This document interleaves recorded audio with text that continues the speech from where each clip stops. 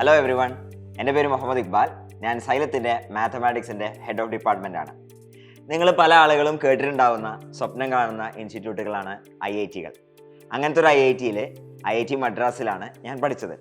അപ്പോൾ സയൻസും മാത്സും ഒക്കെ ഇഷ്ടപ്പെടുന്ന ഹൈസ്കൂളിലും ഹയർ സെക്കൻഡറിയിലൊക്കെ പഠിക്കുന്ന കുട്ടികൾക്ക് വളരെ എക്സൈറ്റിംഗ് ആയിട്ടുള്ള ഒരു ന്യൂസുമായിട്ട് ആണ് ഞാൻ ഇന്ന് വന്നിരിക്കുന്നത്.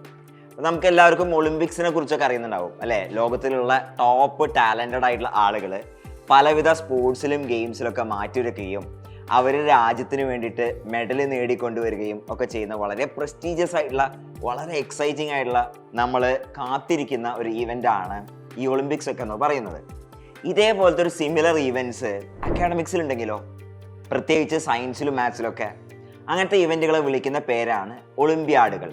ഓക്കെ, ചില ആളുകൾക്ക് ഓൾറെഡി കേട്ടിട്ടുണ്ടാവും. എല്ലാ വർഷവും നടക്കുന്ന ഫിസിക്സിലും കെമിസ്ട്രിയിലും മാത്സിലും അതേപോലെ തന്നെ ഈവൻ ബയോളജിയിലും ഇൻഫോർമാറ്റിക്സിലും മാത്തമാറ്റിക്സിലും ഒക്കെ നടക്കുന്ന എല്ലാ വർഷവും നടക്കുന്ന അക്കാഡമിക്കലി ഓറിയൻറ്റഡ് ആയിട്ടുള്ള ഇവൻറ്റുകളാണ് ഒളിമ്പ്യാഡുകൾ എന്ന് വിളിക്കുന്നത്. അതിൽ എല്ലാ വർഷവും ഇന്ത്യ ഒരു ടീമിനെ സെലക്ട് ചെയ്ത് ആ ഒളിമ്പ്യാഡുകളിലേക്ക് അയക്കാറുണ്ട്.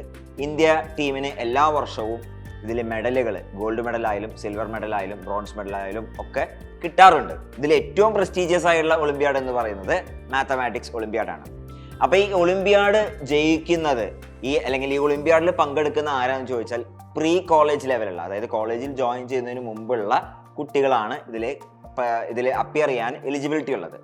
അപ്പോൾ ഈ ഒളിമ്പ്യാഡിൻ്റെ പ്രോസസ്സ് എങ്ങനെയാണെന്ന് വെച്ചാൽ ആദ്യം ഒരു ബേസിക് ഒരു ഒളിമ്പ്യാഡ് കോമ്പറ്റീഷൻ നടക്കുകയും പിന്നെ അതിൻ്റെ നെക്സ്റ്റ് ലെവൽ എക്സാം, പിന്നെ നെക്സ്റ്റ് ലെവൽ എക്സാം, അവസാനം ഒരു ട്രെയിനിങ് ക്യാമ്പ്, അങ്ങനെയൊക്കെ നടത്തിയിട്ടാണ് ഒളിമ്പ്യാഡിലേക്ക് ഇന്ത്യൻ ടീമിനെ സെലക്ട് ചെയ്യുന്നത്. ഇപ്പോൾ മാത്തമാറ്റിക്സിൻ്റെ എക്സാമ്പിൾ എടുക്കുകയാണെങ്കിൽ ആദ്യം ഒരു IOQM എന്ന് പറഞ്ഞൊരു ബേസിക് എക്സാം ഉണ്ടാവും.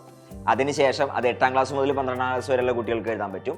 അതിനുശേഷം ഒരു റീജിയണൽ മാത്തമാറ്റിക്കൽ ഒളിമ്പ്യാഡ് ഉണ്ടാവും. പിന്നെ ഒരു INMO നാഷണൽ മാത്തമാറ്റിക്കൽ ഒളിമ്പ്യാഡ് ഉണ്ടാവും. അതിനുശേഷം ഒരു ഒളിമ്പ്യാഡ് ട്രെയിനിങ് ക്യാമ്പും, പിന്നെ അതിനുശേഷമാണ് ഇന്ത്യൻ ടീമിനെ സെലക്ട് ചെയ്യുക. അപ്പോൾ ഈ സെലക്ട് ചെയ്ത കുട്ടികൾക്ക് ആക്ച്വലി വേറെ ഏതെങ്കിലുമൊക്കെ ഒരു രാജ്യത്ത്, ഓരോ വർഷവും ഓരോ രാജ്യത്തും ഈവൻറ്റ് നടക്കുന്നുണ്ടാവുക, വേറെ രാജ്യത്ത് പോയി നമ്മുടെ കൺട്രിയെ റെപ്രസെന്റ് ചെയ്ത് കോമ്പീറ്റ് ചെയ്യാനുള്ള ഒരു ഗോൾഡൻ ഓപ്പർച്യൂണിറ്റിയാണ് അതിൽ വരുന്നത്. നേരത്തെ പറഞ്ഞ ഈ സബ്ജക്റ്റുകളിലെ ഒറിജിനൽ തിങ്കിങ്ങും റിയൽ പാഷനും ഒക്കെ ടെസ്റ്റ് ചെയ്യപ്പെടുന്ന പരീക്ഷകളാണ് ഈ ഒളിമ്പ്യാഡുകൾ. അപ്പോൾ ഈ ഒളിമ്പ്യാഡ് ജയിച്ചാൽ എന്താ ഗുണം എന്ന് പറഞ്ഞാൽ നമുക്കതൊരു അഭിമാന പ്രശ്നമാണ്. കാരണം നമ്മൾ രാജ്യത്തിനെ റെപ്രസെന്റ് ചെയ്തിട്ടാണ് ഇത് ജയിക്കുന്നത്. അതോടൊപ്പം തന്നെ നമുക്ക് അതിൽ നിന്ന് കിട്ടുന്ന ഒരുപാട് ബെനിഫിറ്റുകളുണ്ട്.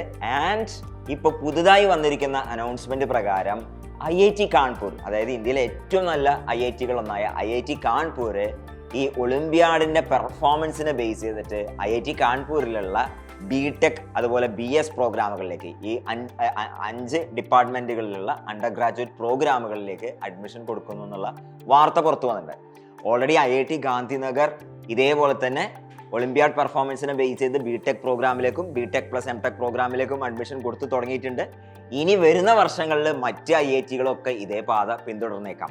അപ്പോൾ അതുകൊണ്ട് തന്നെ ഒരു സബ്ജക്റ്റിൽ, അത് ഫിസിക്സ് ആയിക്കോട്ടെ, കെമിസ്ട്രി ആയിക്കോട്ടെ, മാത്സ് ആയിക്കോട്ടെ, ബയോളജി ആയിക്കോട്ടെ, അല്ലെങ്കിൽ എന്ത് നമ്മളുടെ ഈ ഒളിമ്പ്യാഡ് നടക്കുന്ന ഏത് ഇവൻറ്റുകളായിക്കോട്ടെ, ഇതിലെല്ലാം റിയൽ പാഷനുള്ള ഹൈസ്കൂളിലും ഹയർ സെക്കൻഡറിയിലും പഠിക്കുന്ന കുട്ടികളുടെ അടുത്ത് എനിക്ക് പറയാനുള്ളത് എന്താണെന്ന് വെച്ചാൽ നിങ്ങൾ ഒളിമ്പ്യാഡിന് കൂടി തയ്യാറെടുത്ത് തുടങ്ങണം.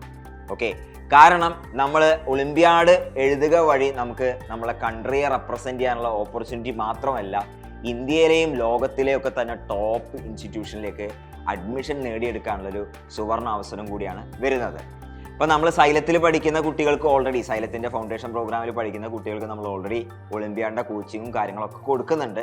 അപ്പോൾ കൂടുതൽ ഡീറ്റെയിൽസ് അറിയാൻ വേണ്ടിയിട്ട് നമ്മൾ ഈ ചാനൽ കൃത്യമായിട്ട് ഫോളോ ചെയ്യുക. ഇതിൻ്റെ ഫ്യൂച്ചർ അനൗൺസ്മെൻറ്റുമായിട്ട് നമ്മൾ ഇനിയും കണ്ടുമുട്ടുന്നതാണ്. Okay, see you.